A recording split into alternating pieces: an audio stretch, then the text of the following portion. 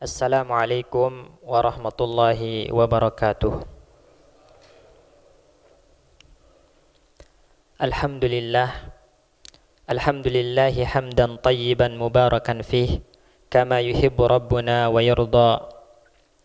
Wassalatu wassalamu ala nabiyyina wa rasulina wa habibina Muhammadin wa ala alihi wa ashabihi wa man tabi'ahum bi ihsanin ila yaumil qiyamah. Allahumma aftah alaina futuhal arifin. Allahumma rzuqna fahmal anbiya'i wa hibzal mursalin wa ilhamal malaikatil muqarrabin. Rabbana 'allimna ma yanfa'una wanfa'na bima 'allamtana innaka antal alimul khabir. Allahumma barik lana fi bukurina ya rabbal alamin. Rabbi syrah li sadri wa yassir li amri wahlul 'uqdatam min lisani yafqahu qawli. Jamaah kaum muslimin rahimani wa rahimakumullah.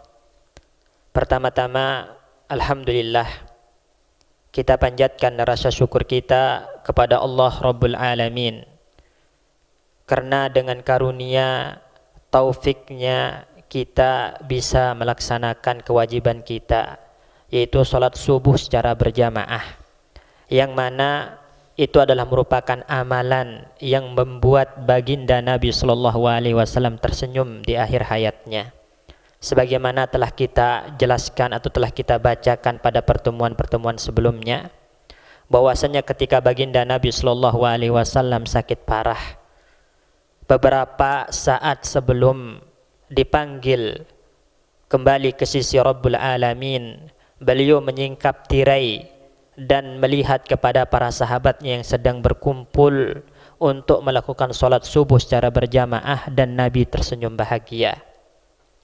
Jadi dengan karunia dan nikmat Allah kita bisa menuntaskan tadi kewajiban kita sholat subuh secara berjamaah, dan itu amalan yang benar-benar membuat bahagia Nabi Sallallahu Alaihi Wasallam. Kemudian setelah itu Allah Subhanahu wa taala masih memberikan kesempatan kepada kita untuk bermajlis, untuk duduk belajar tentang din, tentang syariat Allah Subhanahu wa taala. Yang mana Al-Imam An-Nawawi rahimahullahu taala pernah mengatakan, innal istighala bil ilmi afdalut ta'at. Sesungguhnya menyibukkan diri dengan ilmu, dengan belajar, dengan ngaji, itu adalah seutama-utama ketaatan kepada Allah Subhanahu wa taala. Wa aula ma anfaqta fihi nafaisal awqat. Dan sebaik-baik cara untuk menghabiskan waktu berharga kita itu adalah dengan menuntut ilmu, dengan belajar, dengan mengaji. Dan inilah yang dijelaskan oleh para ulama kita. Semoga kita mendapatkan keberkahan waktu dan ilmu yang bermanfaat.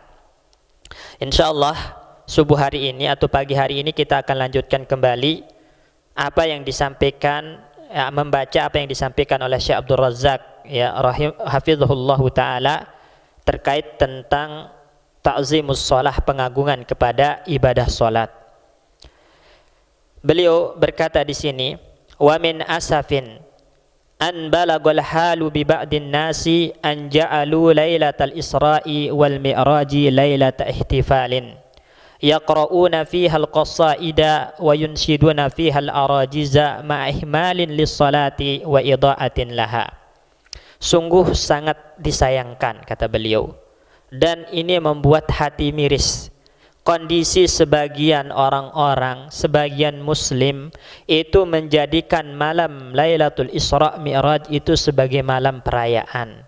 Mereka membaca di situ qasidah-qasidah, syair-syair yang penuh dengan pujian kepada baginda Nabi, tapi bersamaan dengan itu subuh harinya mereka melalaikan sholat secara berjamaah. Yang disayangkan oleh beliau di sini adalah banyak di antara kaum muslimin tersibukkan dengan merayakan sesuatu sehingga melalaikan sholat, yang mana itu adalah wasiat baginda Nabi yang terakhir. Perayaan Lailatul Isra Mi'raj dilakukan sampai tengah malam, subuh harinya kebablasan, tidak dilaksanakan secara berjamaah. Itu yang disayangkan oleh beliau. Makanya beliau mengatakan ma'ihmalin li salatin wa idha'atin laha. Bersamaan dengan itu mereka lalaikan, mereka tinggalkan sholat subuh secara berjamaah, dan itu adalah merupakan sebuah perkara yang mungkar tentunya. Bahkan ya, Isra Mi'raj itu sendiri itu diperselisihkan oleh para ulama, bulan apa terjadi, tanggal berapa. Tidak ada dalil yang sahih yang tegas menyatakan Isra Mi'raj itu terjadi pada bulan Rajab tanggal sekian, nggak ada. Meskipun ada di antara para ulama kita menyatakan ya, bahwasanya Isra Mi'raj baginda Nabi Shallallahu Alaihi Wasallam itu terjadi setelah 10 tahun kenabian, ya, pada bulan Rajab, ya, tanggal 27. Ada yang mengatakan seperti itu. Tapi sebagian para ulama mengingkari hal itu. Kenapa? Karena nggak ada hadis yang sahih ataupun dhaif yang menegaskan tersebut. Misalnya Al-Imam Al-Qistalani, ya, beliau menukilkan dari Abu Umamah Ibnu Naqqash Asy-Syafi'i, disebutkan di situ, amma Lailatul Isra falam ya'ti fi rajihat fi afdaliyatil amal fiha hadisun sahihun wala dhaif, kata beliau. Adapun Lailatul Isra, malam Isra itu enggak ada dalil yang sahih maupun dhaif yang menjelaskan tentang keutamaan beramal di malam itu, enggak ada. Ya, walam yu'ayyinhan nabi, begitupun Nabi belum menentukan kapan terjadinya Isra itu, enggak disebutkan oleh Nabi dalam hadis sahih. Untuk para sahabat, begitupun para sahabat enggak ada yang menentukan kapan terjadinya Isra, bulan berapa, tanggal berapa, itu enggak ada nukilan dari para sahabat. Ini yang dijelaskan oleh para ulama, ya. Dari mazhab Syafi'i tadi Al-Imam Al-Qistalani, ya, menukilkan dari Abu Umamah Ibnu Naqqash Asy-Syafi'i. Dari mazhab Hambali juga ada yang menyatakan sama. Misalnya Ibnu Taimiyah, ya, beliau mengatakan lam yakum dalilun ma'lumun ala lailatil Isra, ya, ala ayyi syahrin.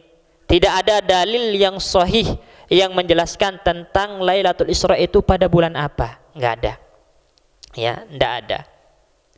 Dan itu tidak pernah dipastikan tanggal bulannya oleh Nabi Shallallahu Alaihi Wasallam dalam hadis sahih, enggak ada. Al-Imam, ya, Muhammad Amin Asy-Shinqiti, beliau adalah ulama dalam mazhab Maliki, juga mengatakan lam yasbut tariqun sahihun wala hasan anal Isra kana fi Rajab.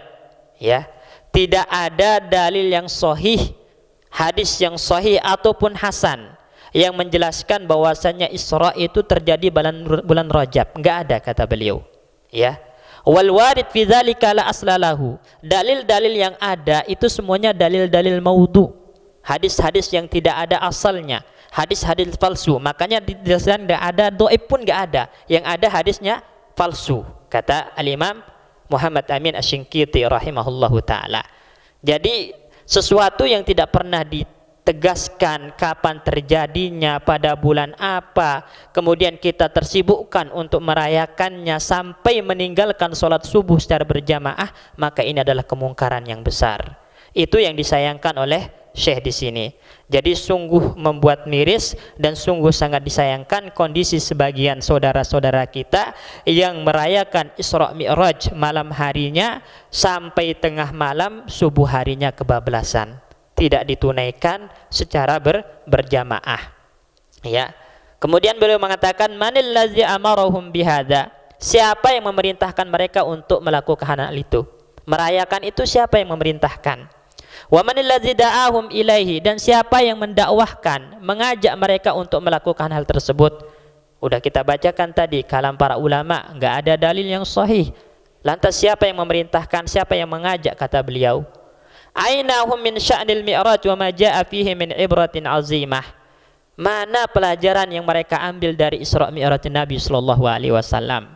Padahal pelajaran salah satu yang paling utama dari Isra Mi'raj Nabi itu adalah tentang kewajiban salat, ya.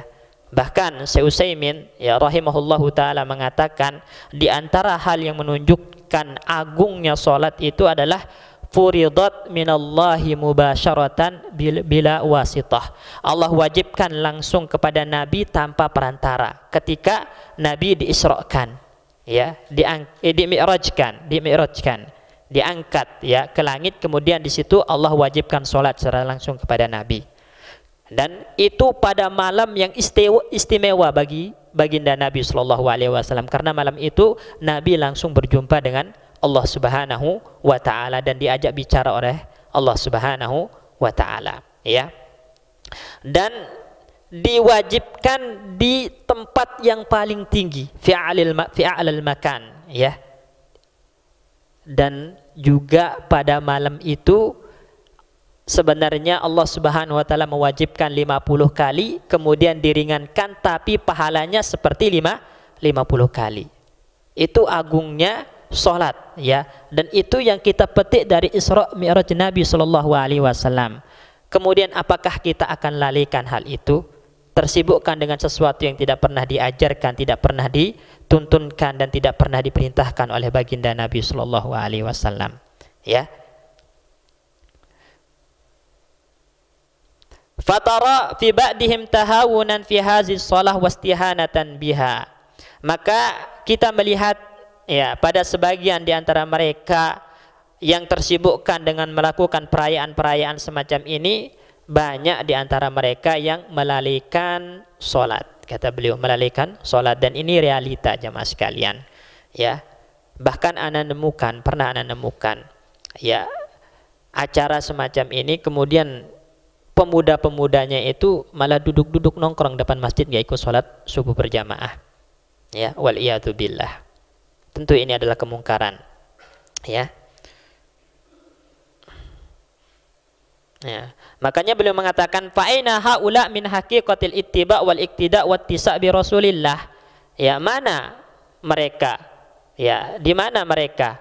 Kalau mereka benar-benar mengikuti baginda Nabi sallallahu alaihi wasallam, maka kenapa mereka meninggalkan sesuatu yang membuat Nabi tersenyum bahagia? Kata beliau, bukankah sebelum wafat baginda Nabi Shallallahu Alaihi Wasallam menyempatkan diri untuk menyingkap tirai kamar beliau yang mengarah kepada Masjid Nabawi, ya, dan beliau tersenyum bahagia melihat para sahabatnya berkumpul sholat subuh?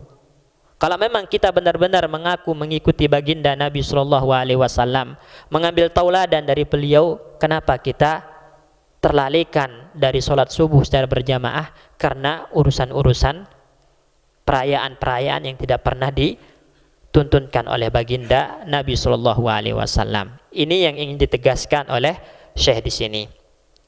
Kemudian beliau mengatakan, innal muhibba haqqan li Rasulillah Shallallahu Alaihi Wasallam yutarjimu hadhil mahabbata wa yu'abbiru anha bittiba'in sadiqin wa iqtida'in tamin wa ta'assin bihadihi wa ittiba'in li sunnatihi alaihi salatu wassalam. Sesungguhnya orang-orang yang betul-betul cinta kepada baginda Nabi Shallallahu Alaihi Wasallam, maka dia akan mengungkapkan kecintaan tersebut dengan mengikuti sunnah-sunnah Nabi secara benar, ya, sempurna. Ini jadi orang yang mengaku cinta Nabi, maka dia akan benar-benar mengungkapkan kecintaan kepada Nabi itu dengan mengikuti sunnah Nabi, menjalankan perintah Nabi secara sempurna, ya. Ada orang mengaku cinta Nabi, ya, kita tidak ingin membahas hukumnya, ya, tapi kita mengingkari kemungkaran yang ada pada perayaan tersebut. Ya, di antara tujuan sebagian saudara-saudara kita merayakan Maulid Nabi itu adalah untuk mengungkapkan kecintaan kepada baginda Nabi, ya. Tapi bersamaan dengan itu, perayaan dilakukan sampai tengah malam, kemudian subuh harinya ada yang enggak sholat berjamaah, ya. Ada yang enggak sholat berjamaah. Bahkan kebablasan dilakukan di luar waktu karena ketiduran. Maka apakah ini namanya cinta kepada baginda Nabi? Enggak, ya. Kata beliau, kalau memang betul-betul cinta kepada baginda Nabi Shallallahu Alaihi Wasallam, mengungkapkannya bukan seperti itu. Mengungkapkan kecintaan kepada baginda Nabi itu adalah dengan benar-benar mengikuti sunnah-sunnah beliau, benar-benar menjalankan perintah beliau, ya. Makanya beliau mengatakan, palaisatit tarjamatu wat ta'biru an mahabbatin nabi takunu bi iqamati ihtifalatin au ihdasa mawasima au ihdasi mawasima au nahwi dzalika mimma btuliya bihi ba'dun nas. Bukanlah cara mengungkapkan kecintaan kepada Nabi itu dengan melakukan perayaan-perayaan yang tidak pernah dicontohkan oleh baginda Nabi, tidak pernah diperintahkan oleh baginda Nabi. Bukan seperti itu cara mengungkapkan kecintaan kepada beliau. Makanya para ulama ya rahimahumullahu taala menjelaskan di antara cinta atau tanda kecintaan seorang kepada Nabi itu ketika Nabi masih hidup beliau rindu untuk melihat baginda Nabi. Ini salah satu tanda orang cinta sama Nabi. Kalau Nabi masih hidup maka hatinya itu rindu ingin terus berjumpa dan melihat baginda Nabi sallallahu alaihi wasallam. Kemudian beliau akan atau orang ini akan mengerahkan ya segala usaha baik itu jiwa maupun hartanya untuk membela keselamatan baginda Nabi ini kalau baginda Nabi masih hidup.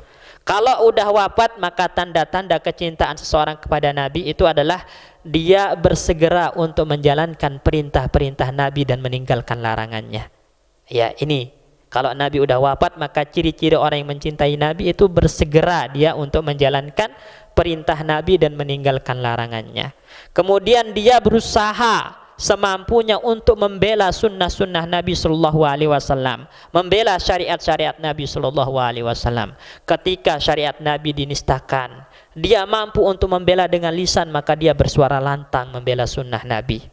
Ya, ketika agama Nabi Sallallahu Alaihi Wasallam dinistakan, maka dia tidak diam bila dia memiliki kekuasaan. Dia akan membungkam orang-orang yang menghina dan menistakan sunnah-sunnah syariat Nabi Sallallahu Alaihi Wasallam. Ini tanda orang cinta Nabi. Jadi nggak pernah diajarkan tanda cinta Nabi itu dengan merayakan, nggak ada kata Syekh di sini ya. Ya, makanya beliau tegaskan, za'man minhum anna hadza minal mahabbati lin Nabi alaihi salatu wassalam. Mereka menyangka merayakan itu adalah merupakan salah satu bentuk kecintaan kepada Nabi. Wallahi thumma wallahi, demi Allah kata beliau, bersumpah demi Allah, lau kana hadza minal mahabbati haqqan wa minal tibai sidqan lakana asbaqan nasi ilaihi as-sahabatul kiram wattabi'una lahum bi ihsanin. Kalau memang merayakan itu adalah merupakan tanda kecintaan kepada Nabi, maka orang yang paling pertama kali merayakan adalah para sahabat. Tapi nyatanya nggak pernah dinukilkan dari para sahabat perayaan-perayaan semacam itu. Ya, begitupun kalau memang itu adalah merupakan tanda kecintaan kepada Nabi dan bentuk mengikuti Nabi, mentauladani Nabi, maka para tabi'in adalah orang yang pertama kali melakukan hal tersebut. Tapi nggak ada dinukilkan dari tabi'in perayaan-perayaan semacam itu. Ya, ini. Jadi ini yang ingin disayangkan oleh Syekh, banyaknya di antara kita mengklaim cinta Nabi, mengklaim ya mengikuti baginda Nabi, tapi hal yang menjadi wasiat terakhir Nabi Sallallahu Alaihi Wasallam, as-salah itu kita abaikan, kita lalaikan. Ya. Maka beliau tegaskan lagi di sini, as-salata, salat, jaga salat 5 waktu itu adalah wasiatun nabiyyikum, adalah wasiat baginda Nabi kepada kalian wahai umat Islam. Ya, wahya min akhiri ma sumi'a minhu, dan itu adalah ucapan yang terakhir kali didengar oleh Nabi. Ya, jadi ucapan terakhir yang didengar oleh para sahabat dari baginda Nabi sebelum wafat kemudian dinukilkan kepada kita itu adalah as-salata, jaga salat kalian, wahai umatku, kata Nabi Sallallahu Alaihi Wasallam. Apakah kita akan meninggalkan wasiat Nabi karena tersibukkan dengan sesuatu yang tidak pernah diperintahkan dan diajarkan oleh Nabi? Maka orang berakal, orang cerdas tentu bisa menentukan pilihannya.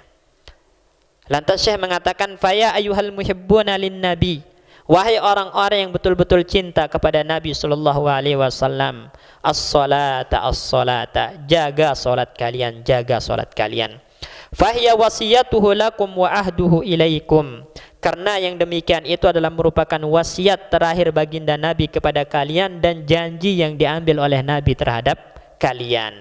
Ya, sebagaimana dalam Musnad Imam Ahmad dengan sanad yang jayyid, dengan sanad yang hasan, dan hadis hasan itu bisa dijadikan landasan dalam beramal. Disebutkan anna salata zukirat indan Nabi sallallahu alaihi wasallam yauman, Tentang solat 5 waktu ini disebutkan di sisi Nabi Shallallahu Alaihi Wasallam pada suatu hari. Faqala alaihi salatu wassalam, lantas Nabi bersabda, man hafadha 'alaiha kanat lahu nuran wa burhanan wa najatan. Barang siapa yang menjaga solat 5 waktunya, ini udah sering kali kita sampaikan hadis ini. Barang siapa yang menjaga solat 5 waktunya, maka dia akan memiliki cahaya di wajahnya, memiliki bukti atas keimanannya, dan selamat dari siksa Allah kelak pada hari kiamat. Wa man lam yuhafiz 'alaiha, kata Nabi, barang siapa yang tidak menjaganya, ya, lam yakun lahu nurun wala burhanun wala najat, tidak akan punya cahaya di wajahnya, hitam pekat wajahnya, tidak punya bukti atas imannya, dan tidak akan selamat kelak pada hari kiamat. Wa kana yaumal qiyamati ma'a Qarun wa Fir'aun wa Haman wa Ubay ibnu Khalaf, dan kelak pada hari kiamat akan dikumpulkan bersama Qarun, Fir'aun, Haman, Ubay ibnu Khalaf. Ya, Ibnu Qayyim rahimahullahu taala dalam kitabnya Kitabus Shalah wa Hukmu Tarikiha, ya, as-salat dan hukum orang-orang yang meninggalkannya, dalam kitab tersebut beliau mengomentari athar ini. Beliau mengatakan, innama khussa haula'il arba'ah bidzikri, kenapa 4 ini disebut, Qarun, Fir'aun, Haman, Ubay ibnu Khalaf, kenapa hanya 4 orang ini disebut? Li'annahum ru'usul kafarah, karena mereka adalah pembesar-pembesar, ya, orang-orang kafir, ya, sonadid al-kufur, ya, mereka pembesar-pembesarnya orang-orang kafir, ya. Dan di situ ada pelajaran, kata beliau, inna tarikas shalah, orang-orang yang biasanya meninggalkan salat itu, atau biasanya tidak menjaga salatnya itu karena tersibukkan dengan harta, tersibukkan dengan kekuasaan, tersibukkan dengan pangkat, jabatan, dan tersibukkan dengan perniagaan. Oleh karena itu, barang siapa yang meninggalkan sholat, tidak menjaga sholatnya karena tersibukkan harta, dia akan dikumpulkan bersama Qarun. Ya, orang yang tidak menjaga sholatnya karena tersibukkan dengan kekuasaannya, dikumpulkan bersama Fir'aun. Orang yang tidak menjaga sholatnya karena tersibukkan dengan jabatannya, pangkatnya, maka dikumpulkan bersama Haman. Kemudian yang terakhir, orang yang meninggalkan sholatnya karena tersibukkan dengan urusan dunia, perniagaan, jual beli, pekerjaan, maka akan dikumpulkan bersama Ubay ibnu Khalaf. Oleh karena itu, kenapa? Itu hikmah kenapa 4 orang kafir ini disebutkan dan disandingkan dengan orang-orang yang tidak menjaga sholat 5 waktunya. Jadi janji yang Nabi ambil dari kita itu adalah supaya kita menjadi umat yang menjaga sholatnya, ya, yang menjaga sholatnya. Kemudian kalau tidak dijaga, diancam dengan athar ini, dikumpulkan bersama pembesar-pembesar orang kafir, wal iyadu billah. Kemudian beliau mengatakan di sini, waja'a fi sahihi Muslimin, dalam sahih Muslim, ya, disebutkan dari sahabat yang mulia Jabir ibni Abdullah radhiyallahu anhu, anna Nabiyya sallallahu alaihi wasallam qala, bahwasanya baginda Nabi sallallahu alaihi wasallam bersabda, bainar rajuli wa bainas syirki wal kufri tarkus shalah, antara seseorang dengan kesyirikan dan kekufuran itu pemisahnya adalah tarkus shalah, meninggalkan salat. Artinya orang kalau melakukan sholat berarti dia muslim, dia mukmin. Kalau udah meninggalkan sholat berarti telah masuk ranah kekufuran. Ya, itu baginda Nabi yang menegaskan, dan hadis ini ada dalam Sahih Muslim. Ya, maka di antara yang ditegaskan oleh para ulama, terutama dalam mazhabnya Imam Ahmad bin Hanbal, itu orang yang meninggalkan sholat itu sengaja ataupun tidak sengaja, malas ataupun apapun alasannya, itu bisa dihukumi kafir murtad dari Islam berdasarkan hadis ini. Walaupun dalam mazhab Imam Syafi'i itu dilihat, ya, dilihat jika dia meninggalkan sholat karena mengingkari kewajiban sholat, itu ijma' sepakat para ulama orangnya murtad, kafir, keluar dari Islam. Tapi kalau dia meninggalkannya karena malas, ya, malas, maka ini tetap dihukumi muslim, cuman diperintahkan untuk sholat. Kalau nggak mau, dibunuh, dipenggal lehernya, ya, dipenggal lehernya. Dan perlu kita tegaskan, dalam mazhab Imam Syafi'i disebutkan, ya, hayawan ghairu muhtaram, makhluk hidup yang nggak layak dihormati dan nggak punya kehormatan sama sekali itu adalah tarikus sholah, diantaranya orang yang meninggalkan sholat. Artinya mereka menegaskan kalau ada binatang ternak sama orang yang meninggalkan sholat, lebih baik ngasih makan binatang ternak daripada ngasih makan orang yang nggak sholat, karena nggak punya kehormatan sama sekali orang yang meninggalkan sholat. Ya, ini. Kemudian wajah fil musnad, disebutkan juga dalam musnad Imam Ahmad, anin Nabi sallallahu alaihi wasallam, dari baginda Nabi sallallahu alaihi wasallam, annahu qala, bahwasannya Nabi bersabda, al ahdu alladzi bainana wa bainahum as-salatu faman tarakaha faqad kafar. Pembeda antara kita dengan mereka orang-orang kafir itu adalah salat. Jadi yang membedakan kita dengan orang kafir itu di salat. Faman tarakaha faqad kafar, barang siapa yang meninggalkan salatnya maka dia telah kufur. Yang dijelaskan oleh para ulama, yang dimaksud dengan kufur di sini adalah kufur akbar, kufur yang mengeluarkan dari Islam. Maka kalau ada orang mengaku muslim, KTP-nya Islam tapi nggak sholat, itu bohong. Ya, nggak ada muslim yang nggak sholat. Ya, sejatinya orang tersebut telah kufur, keluar dari Islam. Cuma KTP aja yang bilang Islam. Ya, orang Islam itu pasti sholat. Wajah fi Sahihil Bukhari, disebutkan juga dalam Sahih Bukhari dari baginda Nabi sallallahu alaihi wasallam, Nabi bersabda, man shalla salatana wastaqbala qiblatana wa akala zabihatana fadzalikal muslimu. Barang siapa yang salat seperti salat kami, maksudnya salat 5 waktu. Barang siapa yang salat 5 waktu, kemudian salatnya menghadap kiblat, ya, menghadap kiblat, ya, dan memakan sembelihan kami, maka itulah muslim. Nah, artinya apa? Mafhum mukhalafahnya, ya, pemahaman terbaliknya, orang yang nggak sholat nggak dinamakan muslim, karena kata muslim, kata Nabi, muslim itu siapa? Yang sholat 5 waktu. Kalau nggak sholat 5 waktu berarti bukan muslim. Nah, ini alladzi lahu zimmatullahi wa zimmatu rasulihi. Nah, orang yang sholat ini, orang yang menjaga sholatnya itu, maka mendapatkan perlindungan dari Allah dan Rasulnya. Ya, artinya dia muslim, darahnya haram untuk ditumpahkan, kehormatannya haram untuk diinjak-injak, hartanya haram untuk dirampas dengan zalim. Siapapun Anda, apapun jabatan Anda, haram hukumnya untuk menumpahkan darah seorang muslim, apapun alasannya, kecuali bila dibenarkan oleh syariat. Ya, seperti kisos misalnya, itu boleh. Ya, rajam, zina itu boleh, dibenarkan oleh syariat. Atau membela diri ketika ingin dirampas hartanya, ketika ingin dibunuh secara zalim, membela diri kemudian orang yang zalim itu terbunuh, maka nggak ada tuntutan secara syariat, itu boleh. Tapi kalau tanpa alasan yang dibenarkan syariat, walaupun Anda punya jabatan tinggi, pangkat tinggi, mau jadi aparat atau apa, haram hukumnya menumpahkan darah seorang muslim.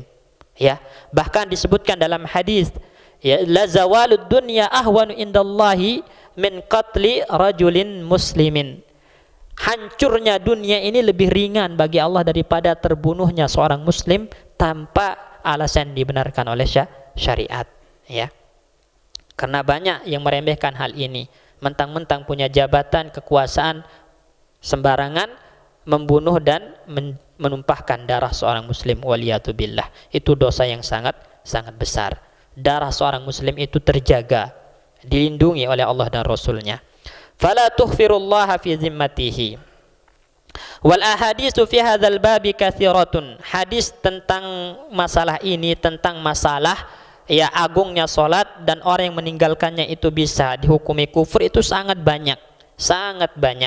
Nah, dikumpulkan misalnya oleh Ibnu Qayyim dalam kitabnya tadi, Hukmu Tarikis Shalah, disebutkan dalil-dalil yang sangat banyak di situ. Ibnu Taimiyah juga punya kitab namanya Hukmu Tarikis Shalah sama. Nah, itu juga menyebutkan dalil-dalil tentang kufurnya orang yang meninggalkan salat. Saya mengatakan di sini, fattaqullaha atba'an nabiyyi wa muhibbihi. Maka hendaklah kalian bertakwa kepada Allah, wahai pengikut Nabi, wahai orang-orang yang mengklaim dirinya cinta Nabi, bertakwalah kepada Allah. Wahfazu hazihil wasiyata wa tazakkaru qawlah.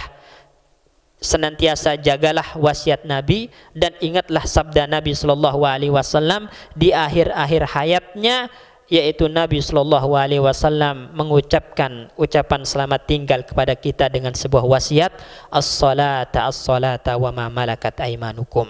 Salat, salat dan berbuat baiklah kepada budak sahaya kalian. Ya.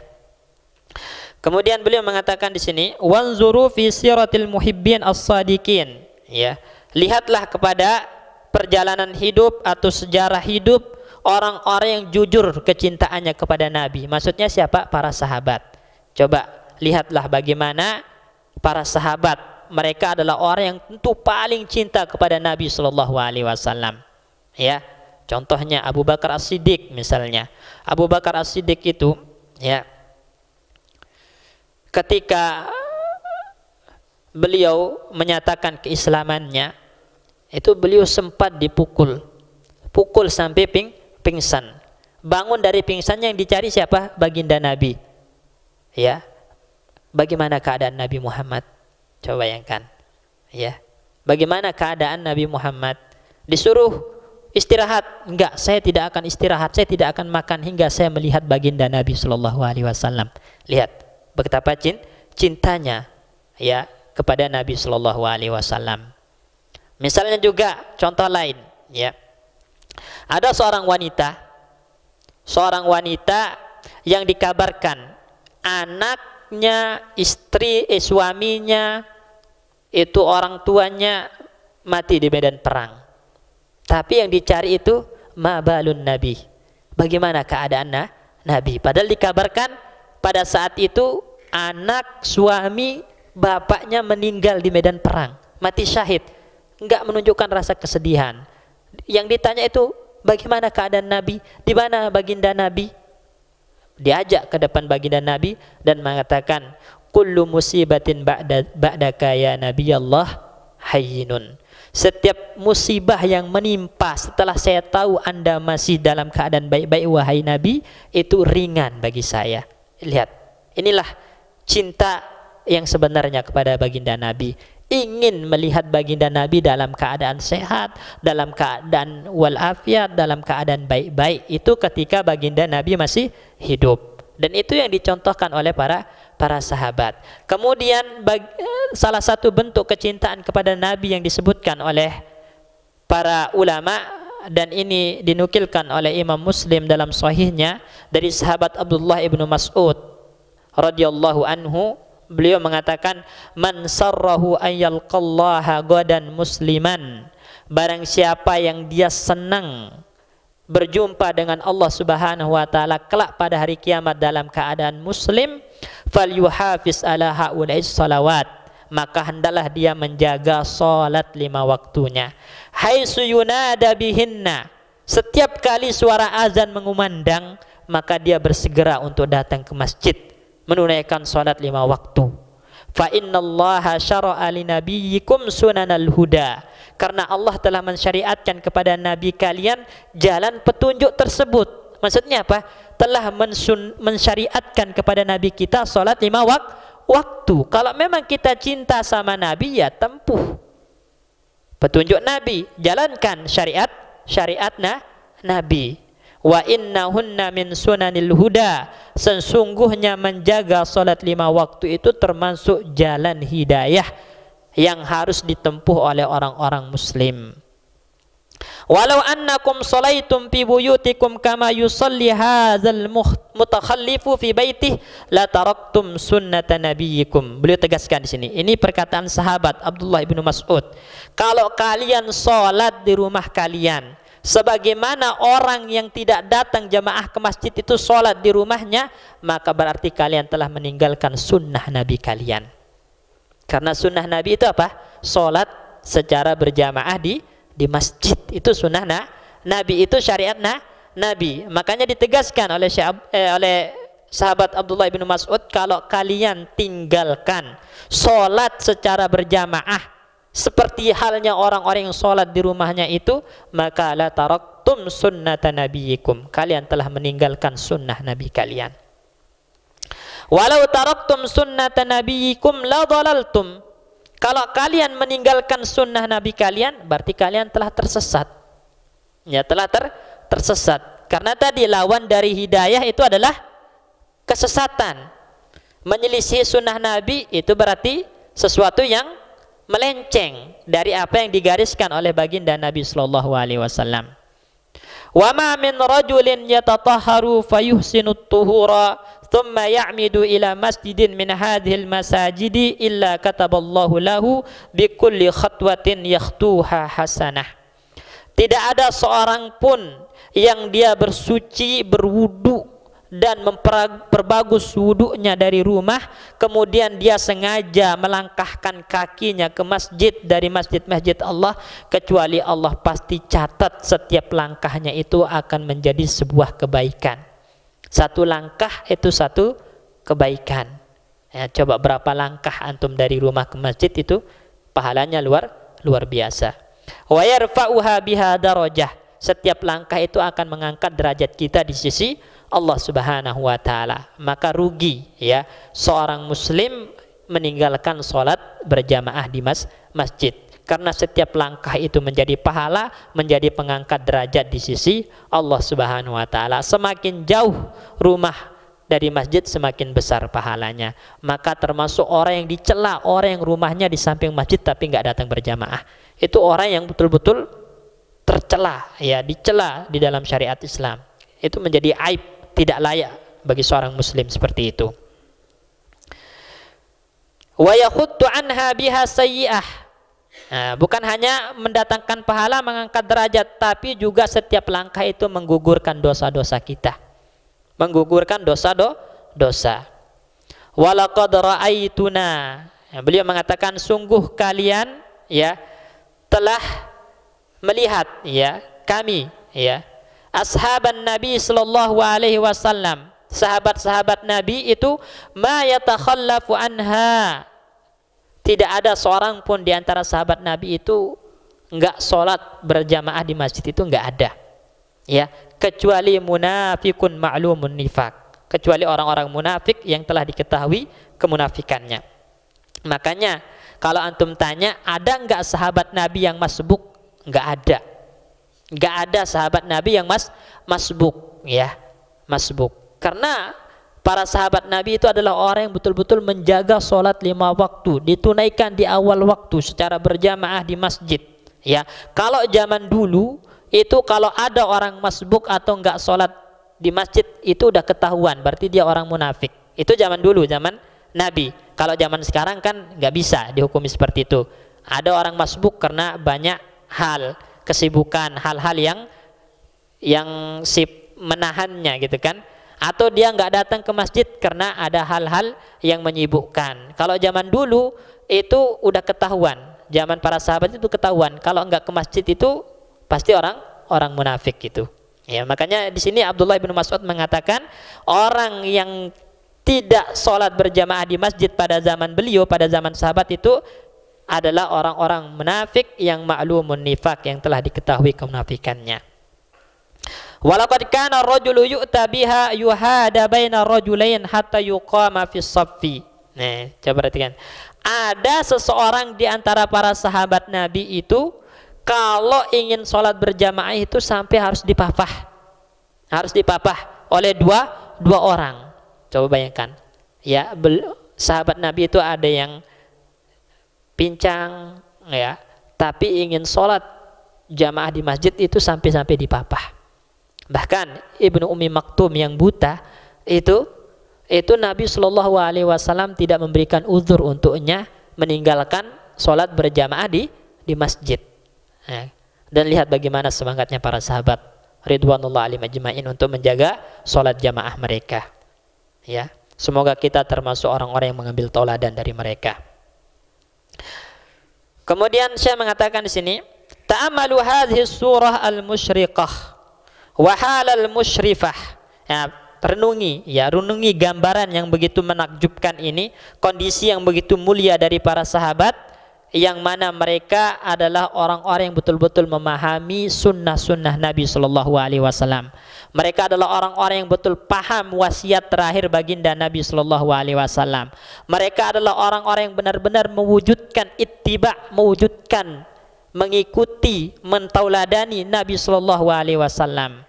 Bahkan di antara mereka kalau ingin sholat berjamaah itu sampai harus dipapah, sampai harus diangkat ya oleh dua orang ya untuk membawanya ke masjid. Nah, ini baru ini namanya betul-betul menunjukkan kecintaan kepada Nabi Shallallahu Alaihi Wasallam karena berupaya untuk menjalankan sunnahnya. Kalau ada orang mengklaim sunnah Nabi, cinta Nabi, tapi sholatnya dilalaikan, sholatnya sering dilakukan di luar waktu, bahkan mungkin tidak berjamaah, maka cinta apa ini? Ya, cinta apa? Oleh karena itu disebutkan, "Lau kana hubbuka shadiqan la ata'tahu." Kalau memang betul-betul cintamu itu benar kepada Nabi, maka Anda benar-benar akan mentaati Nabi. Benar-benar berupaya menjalankan sunnah-sunnah Nabi secara sempurna. Kenapa? Li'annal muhibba liman yuhibbu muti'u. Karena orang yang cinta terhadap orang yang dicintai itu pasti taat. Enggak ada orang yang mengatakan cinta tapi durhaka, itu enggak ada. Ya, kalau memang ada maka cintanya adalah cinta semu, cinta palsu, hanya sekedar pengakuan dari lisan yang tidak memiliki pembuktian. Kemudian saya mengatakan, ala falnattaqillaha fi hadhis shalah muhafazatan 'alaiha wa iqamatan laha. Maka hendaklah kita bertakwa kepada Allah Subhanahu wa taala dengan menjaga salat ini, menunaikannya secara sempurna, menjaga rukun-rukunnya, syarat-syaratnya dan perkara-perkara yang wajib di dalam salat. Kenapa? Karena sholat itu adalah hal yang pertama kali ditanya dari seorang hamba kelak pada hari kiamat. Kalau baik, maka baiklah seluruh amalnya. Tapi kalau sholatnya jelek, rusak, tidak terjaga, bagaimana dengan amal yang lain? Tentu lebih buruk dan tidak terjaga. Sebagaimana dalam hadis Nabi Shallallahu Alaihi Wasallam, "Inna awwala ma yuhasabu bihil abd yaumal qiyamah salatuhum." Hal yang pertama kali dihisab dari amalan seorang hamba kelak pada hari kiamat itu solat mereka. Fa in salahat, jika solatnya baik, faqad aflaha wa naja, orang ini telah beruntung dan selamat. Wa in fasadat, tapi kalau solatnya jelek, buruk, tidak dijaga rukun-rukunnya, syarat-syaratnya, sunnah-sunnahnya, perkara wajibnya, maka faqad khaba wa khasira, kata Nabi, orang ini telah celaka dan rugi dalam kehidupan akhiratnya. Ya wal iyadu billah. Kemudian di bab ini, bab tentang wasiat Nabi as-salah ini, beliau mengakhirinya dengan doa, Allahumma syurna fi zumratihi wa tahta liwaihi. Ya Allah, bangkitkanlah kami di antara orang-orang yang mengikuti baginda Nabi Shallallahu Alaihi Wasallam, yang mengambil tauladan dari baginda Nabi dan di bawah benderanya Nabi Muhammad Shallallahu Alaihi Wasallam. Wa wafiqna littiba'ihi ya dzal jalali wal ikram. Berikanlah taufik kepada kami untuk betul-betul mengikuti baginda Nabi Muhammad sallallahu alaihi wasallam ya rabbal alamin. Ini doa beliau dan kita aminkan, semoga kita termasuk orang-orang yang betul-betul mengambil tauladan dari Nabi dan menunaikan salat 5 waktu secara baik, menjaganya secara sempurna tanpa dilalaikan sedikit pun. Nah, mungkin ini dulu yang kita sampaikan ya pada pertemuan hari ini, penghabisan untuk bab yang berkaitan tentang wasiat Nabi as-salah. Kemudian insyaallah jika Allah Subhanahu wa taala memberikan kesempatan kepada kita di lain waktu, maka kita akan masuk ke bab baru, yaitu makanatus shalah, kedudukan salat dalam syariat Islam. Bagaimana kedudukannya, betapa pentingnya, apa dalil-dalilnya, dan apa konsekuensi dari orang yang meremehkannya, itu ada dalam bab makanatus shalah ini insyaallah taala. Kita tutup dengan doa kafaratul majlis. Subhanakallahumma bihamdika asyhadu an la ilaha illa anta astaghfiruka wa atubu ilaik. Assalamualaikum warahmatullahi wabarakatuh.